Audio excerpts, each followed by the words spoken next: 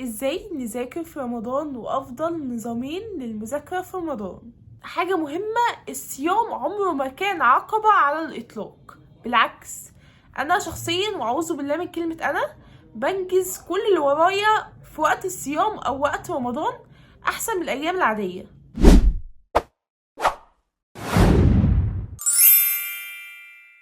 السلام عليكم، ازاي حضراتكم؟ عاملين ايه؟ يا رب تكونوا بخير. بمناسبة شهر رمضان، كل سنة وانتم طيبين وبألف صحة وخير علينا وعليكم وعلى كل أمة محمد أجمعين. نبدأ بقى في ازاي نذاكر في رمضان. طبعا احنا كلنا واثقين وعارفين ان المذاكرة في رمضان صعبة ومش عارفين ننجز ولا عارفين نعمل اي حاجة، واحنا بنفكر في حاجة واحدة بس وهو الأكل. يعني انت صايم مش بتفكر في اي حاجة غير الاكل، فاوريدي مش بتكون مركز. الكلام ده غير صحيح.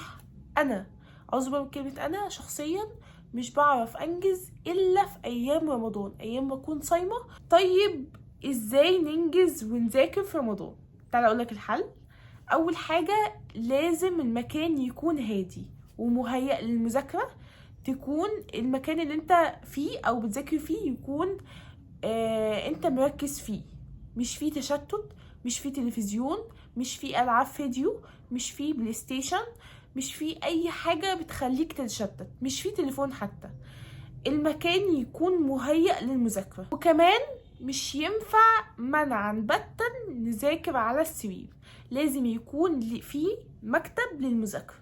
وكمان المكتب ده يكون مترتب ومتروق عليه، يعني كل حاجة موجودة فيه، إقلامك، كشاكيلك، كتبك، كل حاجة حرفيا موجودة فيه. خلاصة بقى البداية دي، أول حاجة يكون معاك مكتب مش تقعد على السرير. تاني حاجة يكون المكان هادي ومركز فيه وكمان بعيدا عن أي تشتت. تاني حاجة يكون المكان مترتب وفيه مستلزماتك وأدواتك. هيأت مكانك ومكتبك، نخش على أفضل نظامين في المذاكرة علشان تعرف تذاكر في رمضان.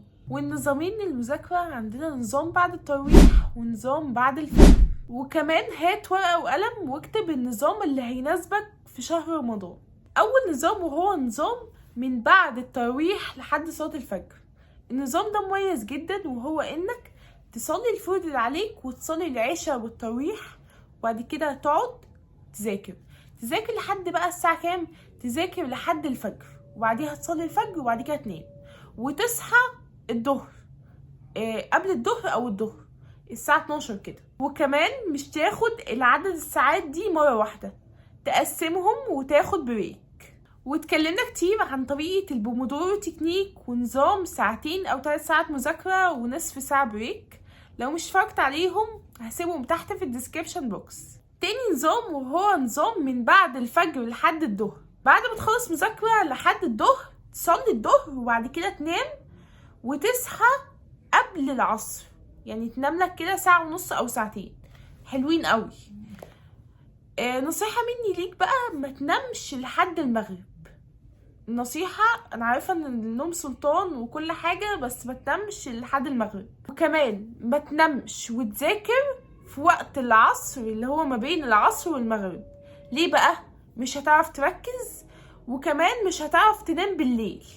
فقضيها تعبد، قضيها قراءة قرآن، قضيها أذكار، اقرأ أذكار الصباح وسبح ربنا.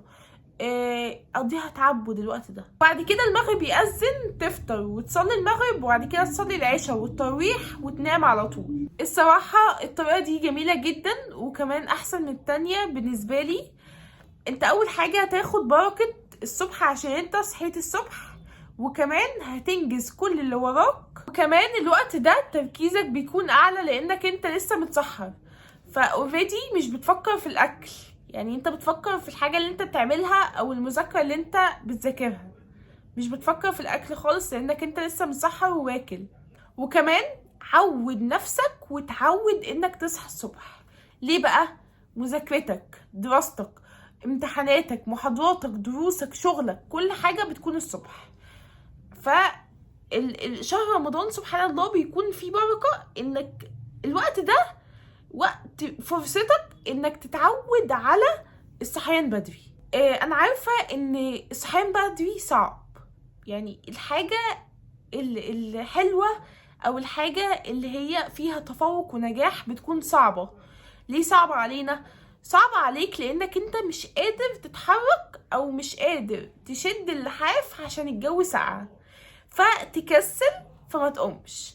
يا جدعان البركة بتكون الصبح، الصبح ده بيكون فيه بركة. حتى لو الحاجة صعبة عليك اتعود، يعني انت لو اتعودت او خليتها عادة كل يوم تعملها، انت كده كده اوريدي هتتعود فهتعملها كل يوم. زي الصلاة، انت لو بدأت تصلي وانتظمت فيها، انتظمت في الحاجة دي كل يوم بدأت تعملها، انت من غير ما حد يحركك او دافع يحركك او تحفيز، انت كده كده هتقوم اول ما تسمع الاذان تقوم تصلي على طول. فزي ما قلت لك الصحيان بدري بجد بركة عظيمة جدا، وهتعرف تنجز كل اللي وراك وتركيزك هيكون اعلى من اي وقت تاني. وكمان حاجة مهمة، الصيام عمره ما كان عقبة على الاطلاق، بالعكس انا شخصيا واعوذ بالله من كلمة انا بنجز كل اللي ورايا في وقت الصيام او وقت رمضان احسن من الايام العادية. في البداية وفي بداية اي حاجة وفي بداية النجاح بتكون صعبة، بس مع التعود والاستمرارية بتكون سهلة وخفيفة علينا كده. فتلخيص ده كله، اول حاجة يكون مكان هادي وبعيدا عن التشتت. تاني حاجة يكون عندك مكتب مخصوص للمذاكرة ومش تذاكر على السرير. تالت حاجة يكون معاك مستلزماتك وادواتك. ورابع حاجة نظام بعد التراويح. وخامس حاجة نظام بعد الفجر. وكمان لو عاوزين جدول المذاكرة اللي هيكون فيه النظامين بتوع المذاكرة في رمضان هيكونوا على الشاشة هنا. وكمان لو عاوز اي حاجة تخص تالت ثانوي وتخص نظام المذاكرة وتخص اي حاجة تبع المذاكرة تكتبها لي تحت في الكومنت. واشوفكم على خير، والسلام عليكم ورحمة الله وبركاته.